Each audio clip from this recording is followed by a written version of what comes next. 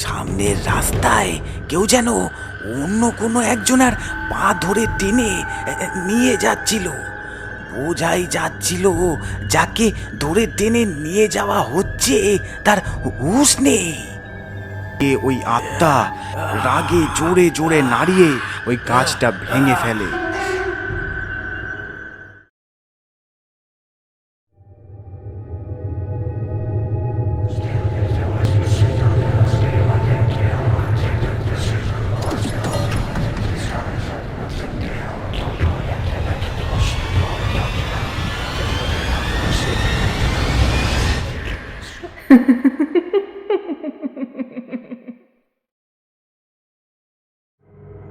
পথের মাঝে একটা নারকেল গাছের উপর থেকে একটা আবছা কি যেন নিতাইয়ের উপর লাফিয়ে তার শরীরের ভেতর প্রবেশ করে, আর সাথে সাথে নিতাই নিচে মাটিতে পড়ে ছটপট করতে থাকে।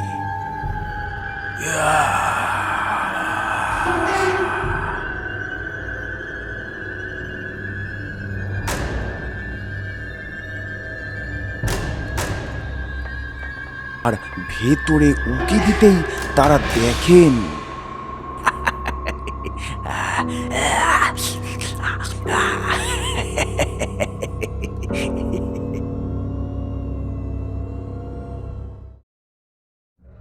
সুব্রত বাবু আর শোভা দেবী তারা হুড়ো করে পীর বাবার বাড়ির দিকে ছুটছেন। ওই দিকে এই গ্রামের পীর বাবা হাশেম আল কুরাইশি তখন তার নিজের ঘরেই রয়েছেন। হে আল্লাহ! ইনি হলেন এই গ্রামের পীর বাবা হাশেম আল কুরাইশি। সাধারণত সেরকম কোনো বিপদে পড়লে গ্রামের মানুষ এনার কাছেই ছুটে আসেন। বাবা, বাবা দরজা খুলুন, দরজা খুলুন বাবা, আমরা আমরা অনেক বিপদে পড়ে আপনার কাছে এসেছি, আমাদের বাঁচান বাবা। দাঁড়ান দাঁড়ান, আসছি।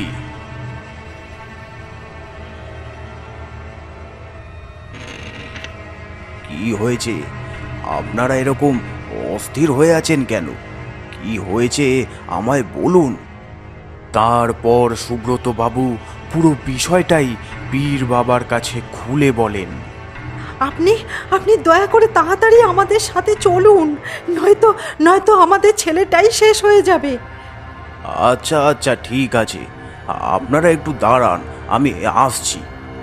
এই বলে উনি ভেতরে চলে যান।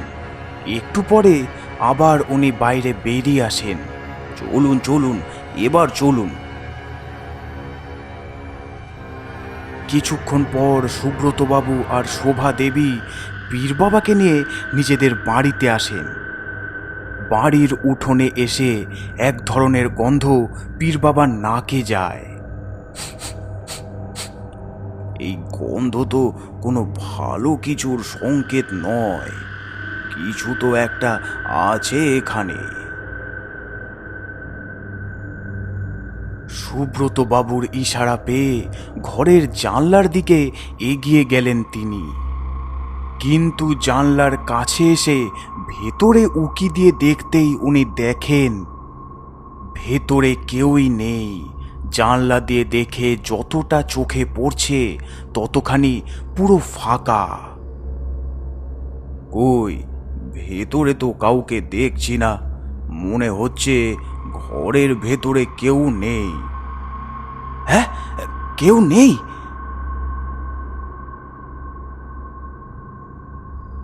সুব্রত বাবু ভয়ে ভয়ে ঘরের দরজা খুলে এদিক ওদিক ভালো করে উকি দিয়ে দেখেন, কিন্তু দেখা যায় যে সত্যি সত্যি ঘরের ভেতর কেউই নেই, ঘর পুরো ফাঁকা। ইস, তখন যদি একবার বুদ্ধি করে বাইরে থেকে দরজার শিকলটা লাগিয়ে যেতাম, বড় ভুল হয়ে গেল। তখন যা পরিস্থিতি ছিল, ভয়েতেই তো হাত পা ঠান্ডা হয়ে আসছিল, তা আবার এই সব মাথায় আসবে কি করে? কিন্তু ওই গন্ধটা তো আমি এখনো পাচ্ছি। যদিও এখানে নাই থাকে, তাহলে কি গন্ধটা এরকম থাকবে? নাকি ও এখনো আশেপাশেই কোথাও আছে? কি হচ্ছে কি এখানে? তোমরা কি নিয়ে এত আলোচনা করছো? তখনই পেছন থেকে নিতাইয়ের গলা ভেসে আসে। পীর বাবাও সাথে সাথে পেছনে ঘোরেন। আচমকা চমকে গিয়ে সুব্রত বাবু আর শোভাদেবীও পেছনে ঘোরেন আর দেখেন বাইরে নিতাই দাঁড়িয়ে আছে এবং এক চাপা গম্ভীর দৃষ্টিতে তাদের দিকেই তাকিয়ে আছে। তবে তাকে একেবারে সাধারণ লাগছে। তার মুখে আর জামায় কোনো রক্তের দাগ নেই, এমনকি হাতেও কোনো কিচ্ছু হয়নি, সব ঠিক আছে। তখনই নিতাই বলে ওঠে, ইনি কে? ইনি এখানে কি করছে? আমি ঠিকই ধরেছিলাম, নিশ্চয়ই ও আশেপাশেই ছিল। একে দেখে এটা বোঝাই যাচ্ছে যে এর ভেতরে যে আছে সে কোনো সাধারণ কিছু নয়। তোমার বাবা মায়ের সাথে আমার অনেক পুরনো পরিচয়। আজ এখান দিয়ে যাচ্ছিলাম, তাই ভাবলাম একটু দেখা করে যাই। তা আমার দেখা করা হয়ে গেছে। কথা বলতে বলতে পীর বাবা নিজের থলের ভেতরে হাত ঢুকিয়ে কি যেন একটা খুঁজছেন।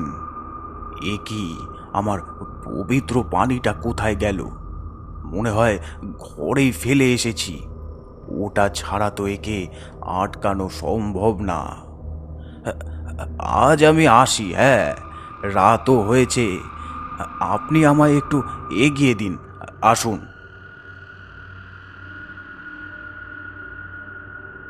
আমি আমার ঘর থেকে পবিত্র পানিটা নিয়ে আসতেই ভুলে গেছি। ওটা ছাড়া কিচ্ছু করা যাবে না। আপনারা দুজন ততক্ষণ ওর ওপর নজর রাখুন। ভয় পাবেন না। ও যেহেতু কিছুই জানে না, তাই ও আপনাদের কোনো ক্ষতি করবে না। আমি তার মধ্যেই ওটা নিয়ে আসছি। এই বলে পীর বাবা দ্রুত তার বাড়ির দিকে যায়। নিতাইয়ের বাড়ি আসতেই তিনি দেখেন সুব্রত বাবু আর শোভাদেবী দাওয়ায় পড়ে কাতরাচ্ছেন।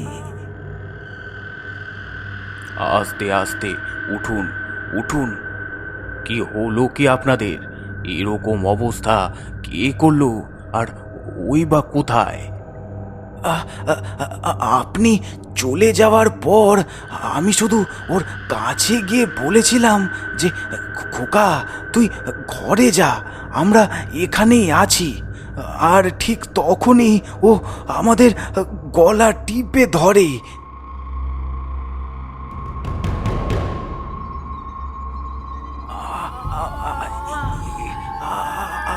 আমায় কি তোরা বোকা পেয়েছিস? যখন তোরা বাইরে দাঁড়িয়ে ওই পীরের কাছে যাবি বলছিলি, তখনই আমি তোদের সব কথা শুনে নি। আমায় আটকানোর চেষ্টা করিস না, তাহলে তোদের ছেলেকে তোরা আর ফিরে পাবি না। এটা বলেই নিতাই ওদের ছুঁড়ে ফেলে দেয়। আচ্ছা বাবা, ও আমাদের ছেলেকে মেরে ফেলবে না তো? ও আপনাদের ছেলেকে মারবে না। সেটা হলে ও আগেই তা করে দিত। ওর লক্ষ্য অন্য। আমাদের তাড়াতাড়ি ওকে খুঁজে বের করতে হবে। চলুন শিগগিরই।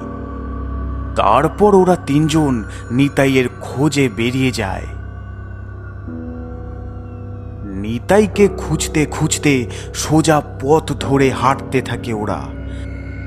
তখনই দুটো হাত ঝোপের আড়াল থেকে বেরিয়ে পীর বাবার একটা পা চেপে ধরে। তারপর দেখা যায় ঝোপের মধ্যে বসে একজন হাসছে। যাকে খুঁজতে যাচ্ছিস, জানিস জানিস সে কে? হ্যাঁ হ্যাঁ, বল বল। আরে এ তো ভবা পাগলা, এখানে ওখানে পড়ে থাকে। এই যা যা, এখান থেকে যা, পালা। দাঁড়ান দাঁড়ান, আমি দেখছি। তুমি কি কিছু জানো? জানলে আমায় বলো, বলো আমায়। কালকে কালকে রাতে যখন আমি ওই নগেন মাস্টারদের বাড়ির পিছনের জায়গাটাতে শুয়েছিলাম,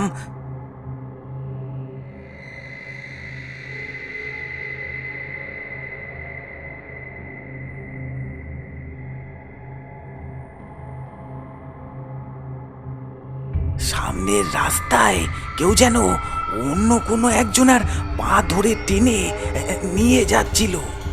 বোঝাই যাচ্ছিল যাকে ধরে টেনে নিয়ে যাওয়া হচ্ছে তার হুঁশ নেই। ওই দেখে আমি তাড়াতাড়ি উঠে বসি আর দাঁড়িয়ে আস্তে আস্তে ওদের পিছনে যাই। তারপর একটা গাছের পেছন থেকে উকি দিতেই দেখি তোর ছেলে ওই ওই প্রসেনের বুকের ওপর বসে তার গলায় কামড় দিয়ে। সে কি ভয়ানক! আমি কোনো শব্দ করিনি, একেবারে চুপচাপ দেখে গেছি। আমি আমি পাগল হতে পারি, কিন্তু বুদ্ধি আছে। ওই যে বলে না, যাতে মাতাল তালে ঠিক। হ্যাঁ হ্যাঁ, কি বল? আমি কোনো আওয়াজ করলেই তো ও আমাকেও মেরে ফেলতো। তোরা তোরা এই দিকেই যা, ও এই পথ দিয়েই গেছে। তাড়াতাড়ি যা, তাড়াতাড়ি, নয়তো আরো কেউ আজ শেষ হয়ে যাবে। যা যা যা যা যা। চলুন শিগগিরই চলুন, আর দেরি করা যাবে না। এই বলে ওরা তিনজনে তাড়াতাড়ি ওই দিকে হেঁটে এগোতে থাকে। ওই দিকে এই গ্রামের পঞ্চায়েতের প্রধানের ছেলে বান্টি রাস্তায় নিচে পড়ে আছে, আর কোনো কিছুর ভয়ে আস্তে আস্তে পেছনে সরছে।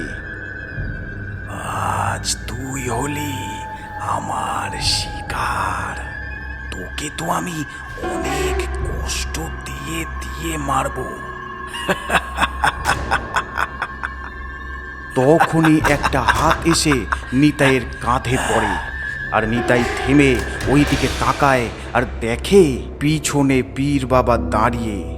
তারপর তিনি তার হাতে থাকা পবিত্র পানি নিতাইয়ের গায়ে ছুঁড়ে দিলেন। সাথে সাথে নিতাই ছটফট করতে লাগলো।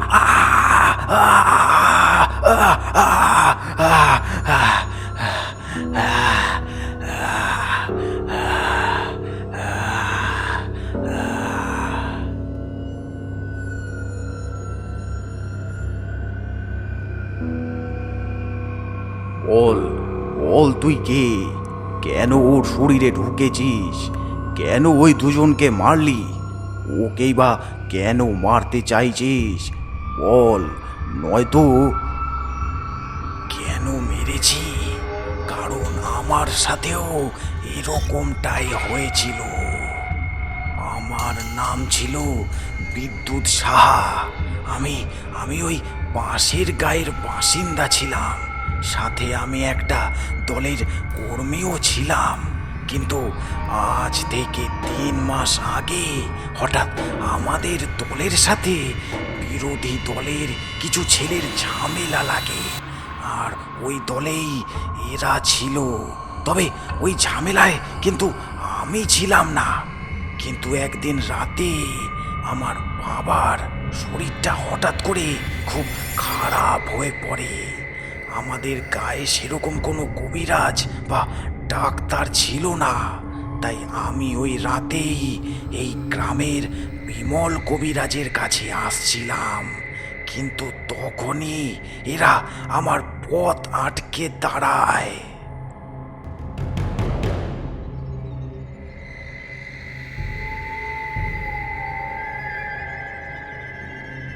আর আমার পেটে ছুরি ঢুকিয়ে ঢুকিয়ে আমায় মেরে ফেলে।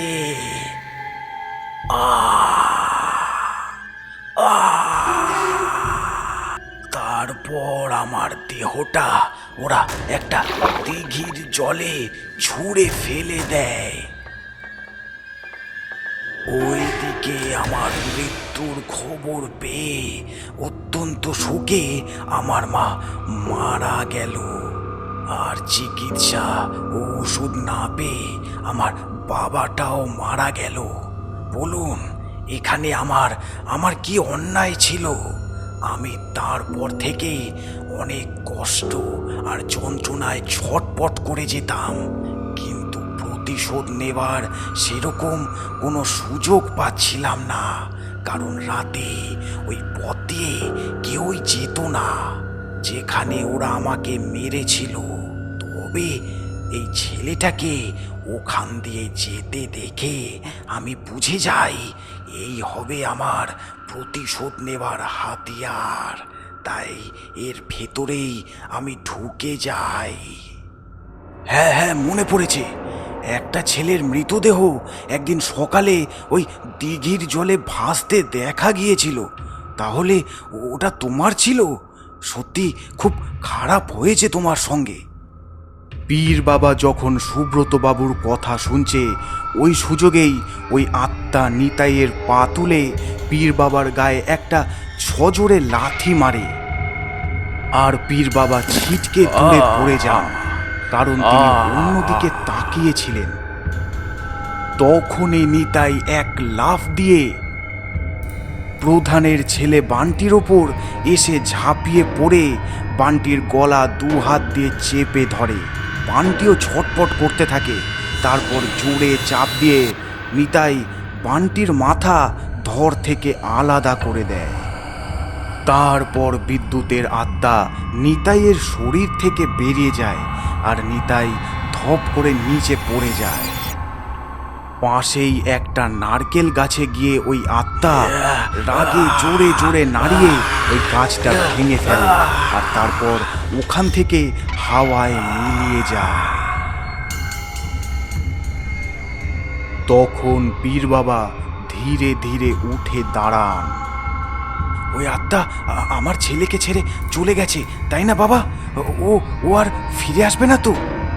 যাদের ওপর ওর প্রতিশোধ নেবার বাকি ছিল তাদের সবাইকেই ও শেষ করে ফেলেছে, তাই মনে হয় না ও আর ফিরে আসবে। ও এখন অনেক দূর চলে গেছে, অনেক দূর।